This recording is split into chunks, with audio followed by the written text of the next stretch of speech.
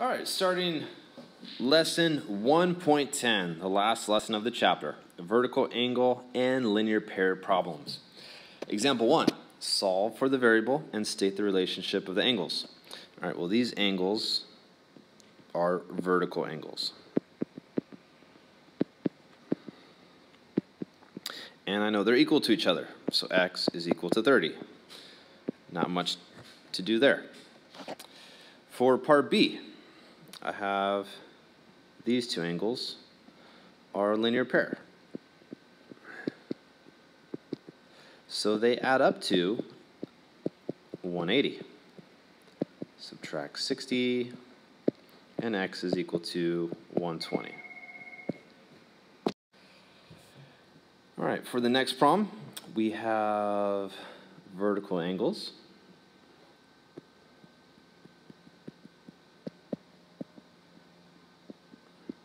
So x is equal to 50, done. But we also have a linear pair.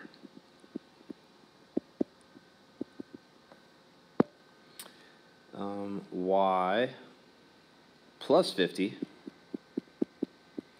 is 180. So subtract 50, and y is equal to 130. Done. All right, now the complexity is increasing slightly, but these problems aren't that bad. So here I have vertical angles. So I set these equal to each other. All right, here I add 30. 75 equals 5x. Divide by 5, and I get x is equal to 15. Done. For the next one, I have a linear pair here. So 6x plus 24 equals 180. Subtract 24. 6x is equal to 156. Divide by 6, and x is equal to 26. Done. All right, for the next one, I have vertical angles here. 2x is equal to 110. Divide by 2, x is equal to 55. So once you understand how to identify vertical angles and linear pairs, solving these types of problems becomes very easy. All right, for the next problem, I have a linear pair. So I have 2x plus 40 equals 70. Classic mistake most students make. They add up to 180. Okay, so here I have 2x plus 110 is equal to 180. All right, so these problems are very easy. Just make sure you know when to set the angle measurements equal and when to add them up and set them equal to 180. All right, done. For the next one, let's see here. Since both of these have x involved, I'm going to work with the linear pair first. So I have 5x minus 48 plus x is equal to 180. Then I have 6x minus 48 is equal to 180. Then I'm going to add 48. I get 6x is equal to 228. Divide by 6, and x is equal to 38. All right, so I have x now. Now I can solve for y. I know x plus y is equal to 180. So I have 38 plus y equals 180. Subtract 38.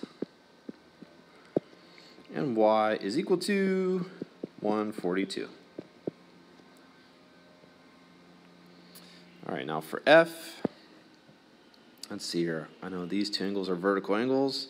They have the same variable, so let's work with those first. All right, here I'll subtract 4x. Negative 42 equals negative 1x. Divide by negative 1. X is equal to 42.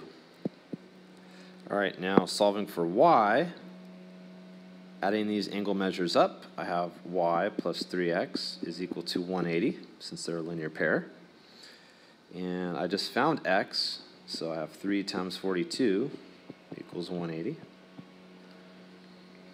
And then I have y plus 126 equals 180. So subtract 126, and y is equal to 54. Done. All right, 2 examples. If you could do these types of problems, then you've mastered the concepts of vertical angles and linear pairs. All right, what am I going to do here? Let's see. Okay, these are a linear pair. So 2y plus 3y plus 30 equals 180. So I have 5y plus 30 equals 180. Subtract 30. And 5y is equal to 150. Divide by 5. And y is equal to 30. All right, got y. Let's solve for x now.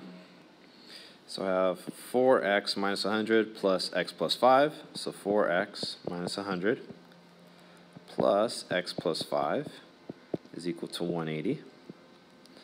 So now I have 5x minus 95 equals 180. I'm going to add 95. So now I have 5x is equal to 275. Divide by 5. And I get x is equal to 55. Done. Last example. All right, I have vertical angles here. Since I'm working with the same variable, I want to work with the vertical angles. So I have y plus 75 is equal to 3y plus 5. I'll subtract y here. So 75 is equal to 2y plus 5. Here I'll subtract 5, and I get 70 is equal to 2y. Divide by 2, and y is equal to 35. All right, now I have these vertical angles here.